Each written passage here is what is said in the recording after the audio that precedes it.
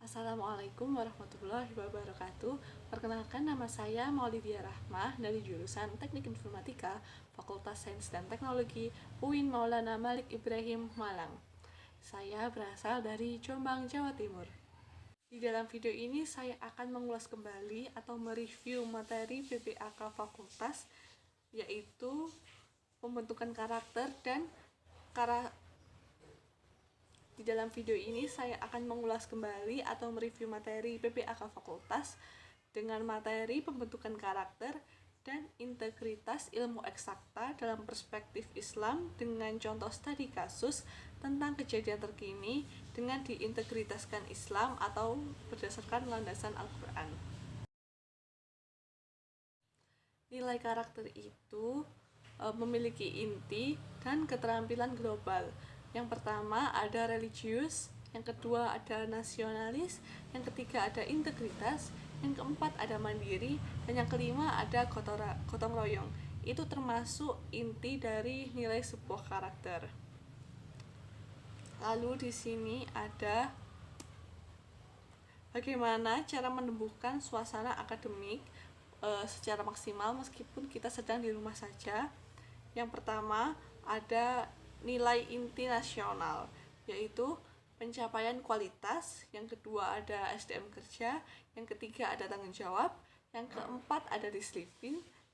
Di dalam sebuah karakter terdapat nilai inti dan keterampilan global.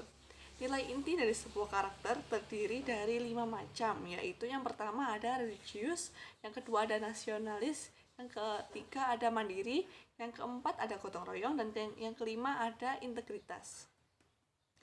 Lalu, bagaimana cara menumbuhkan suasana akademik? Kita harus membuat kondisi maksimum yang memfasilitasi siswa atau kita sendiri untuk menyadari dirinya. Ada nilai inti nasional dan ada nilai lokal, yaitu satu pencapaian kualitas, yang kedua ada SDM kerja, yang ketiga ada tanggung jawab, yang keempat ada disiplin, yang kelima ada nilai 4C, yaitu yang keenam ada kebaikan, yang ketujuh ada kejujuran, yang kedelapan ada toleransi, yang kesembilan ada kemandirian. Lalu apa yang terjadi ketika kita terlalu lama atau terlalu sering belajar secara daring atau virtual seperti ini? Apa yang akan terjadi pada dampaknya gitu? Yang pertama ada suasana belajar di kelas mencerminkan kedamaian yang dicontohkan dalam perilaku verbal dan non-verbal siswa pada tingkat 56% di lingkungan belajar. Masih muncul perilaku kekerasan di kalangan siswa. Jadi ketika belajar offline, perilaku kita sangat terlihat oleh teman-teman lain, maka dari itu sedikit banyak masih muncul perilaku kekerasan di kalangan siswa. Yang kedua ada upaya dosen untuk menciptakan kelas yang damai, atmosfer berada di nilai 65,76%. Perilaku dosen yang masih mengandung tindakan yang tidak mendukung terwujudnya suasana kelas yang damai secara optimal. Lalu di sini ada prinsip utama pengembangan suasana akademik. Di sini ada 4 macam, yaitu yang pertama menyeluruh, berorientasi pada perkembangan kognitif, perilaku afektif, dan damai secara keseluruhan.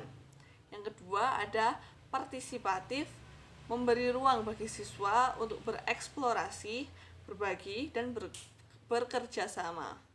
Yang ketiga ada kooperatif, memberi siswa ruang untuk belajar dan bekerja sama daripada bersaing. Yang keempat, yang terakhir ada pengalaman. Pembelajaran dengan pengalaman berlangsung di dalam kelas sehingga pengajaran langsung dapat diminimalisir, seperti itu. Lalu di sini ada dinamika perkembangan suasana akademik. Di sini ada 3 tahapan, yaitu tahapan yang pertama, struktur pengembangan melalui penyajian rangsangan oleh dosen atau dosen wali untuk membimbing akademik dengan menghadapkan siswa dengan masalah, tugas, dan masalah untuk siswa belajar.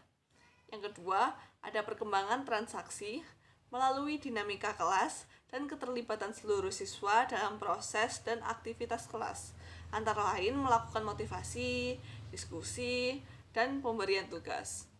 Dan yang terakhir, yang ketiga, adalah mengubah tanggapan dan pola perilaku melalui penghargaan, pujian, dan pertumbuhan perspektif ke depannya. Lalu di sini ada 9 prinsip pendidikan karakter. Yang pertama ada unik, yang kedua ada proses yang sedang berlangsung, pendidikan dari generasi ke generasi.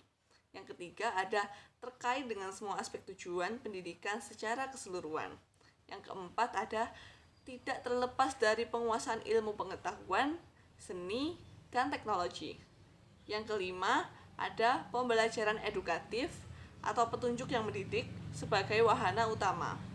Yang keenam ada memerlukan berbagai aspek dalam pembangunan dalam pembudayaan yang beragam. Yang ketujuh ada lingkungan kampus sebagai lingkungan budaya dan iklim kampus. Yang kedelapan ada proses seumur hidup. Jadi pendidikan karakter ini dimulai dari saat masih kecil, masih dini, hingga pendidikan ini terus berkembang sampai kita dewasa. Jadi pendidikan karakter ini tidak akan pernah berhenti. Proses seumur hidup, keteladanan dari anak usia dini hingga dewasa. Yang terakhir, yang kesembilan ada multi level, multi saluran, dan multi pengaturan. Yang kedua, saya akan membahas materi tentang integritas ilmu eksakta dalam perspektif Islam dengan contoh studi kasus tentang kejadian terkini dan diintegritaskan oleh landasan Al-Quran. Integrasi ilmu eksakta dan sains dalam perspektif Islam. Di sini saya akan membahas tentang struktur virus COVID-19, yaitu strukturnya ada spike protein, membran protein, nukleokapsid, viral RNA genom, dan ada envelope protein. Lalu di sini ada struktur protein, yaitu bagaimana kita mencari tahu tentang cara mengubah sekuen proteinnya dan mencari tahu bentuk strukturnya itu bagaimana. Lalu di sini ada bagaimana protein dari virus itu berinteraksi. Di sini ada dua macam pendapat atau teori, yaitu interaksi sel protein bisa dilihat dari beberapa hubungan antara di sini, di situ, dan di sana. Dan yang paling banyak berhubungan atau banyaknya keterhubungan artinya dia yang paling berpengaruh untuk dijadikan sebagai target untuk diteliti lebih lanjut menggunakan tool yang namanya mesin permanen. Lalu yang kedua, machine learning, yaitu seperti otak manusia, itu seperti kita, dan digunakan untuk mengawali sesuatu. Di dalam tubuh itu diberitahu dulu beberapa kali untuk bisa memahami pengetahuan yang banyak, kemudian kita bisa memutuskan ini kira-kira apa yang ada di dalam otak kita. Jadi itu seperti kita yang perlu dibilangi untuk berulang kali baru kita akan paham oleh apa yang disampaikan. Lalu yang di sini ada reuse pre-trained network, yaitu ada 4, yaitu load pre-trained network. Yang kedua, replace final layers. Yang ketiga, train network. Yang keempat ada predict end. Penelitian mengungkapkan bahwa kasus infeksi COVID-19 di Indonesia jauh lebih tinggi daripada data resmi yang dilaporkan Kementerian Kesehatan. Penduduk Indonesia mencatat 1,83 juta kasus positif COVID-19 dan sekitar 270 juta total penduduk Indonesia. Tetapi para epidemiolog percaya bahwa angka sebenarnya lebih tinggi karena kurangnya pengujian dan penelusuran kontak. Lalu di sini ada pengujian lemah, yaitu studi seroprevalensi di negara lain termasuk India juga mengungkapkan infeksi yang lebih luas. Rekap penulis studi yang baru mengatakan bahwa meskipun studi tersebut menunjukkan penyebaran virus yang lebih luas, Indonesia tampaknya masih jauh dari mencapai kekebalan kelompok atau herd immunity Ini adalah salah satu untuk mempercepat vaksinasi. Hanya 6% dari 181 juta penduduk Indonesia yang ditargetkan telah divaksinasi lengkap dengan 2 dosis sejauh ini. Sementara 9,4% telah mendapatkan 1 suntikan, menurut data pemerintah. Lalu di sini ada ayat yang dikaitkan mengenai studi kasus tersebut, yaitu pada Quran surat Al-Mujadilah ayat 11 yang artinya Allah tidak akan. Lalu di sini ada ayat Al-Qur'an yang diintegrasikan oleh materi tersebut, yaitu ada pada Al-Qur'an surat Al-Mujadilah ayat 11 yang artinya Allah akan meninggikan orang-orang yang beriman di antara kalian dan orang-orang yang diberi ilmu pengetahuan beberapa derajat, dan Allah Maha mengetahui apa yang kalian kerjakan. Sekian video yang dapat saya buat mengenai review kembali materi PBAK Fakultas tentang pembentukan karakter dan integritas ilmu eksakta dalam perspektif Islam dengan contoh studi kasus tentang kejadian terkini dan diintegrasikan oleh landasan Al-Quran.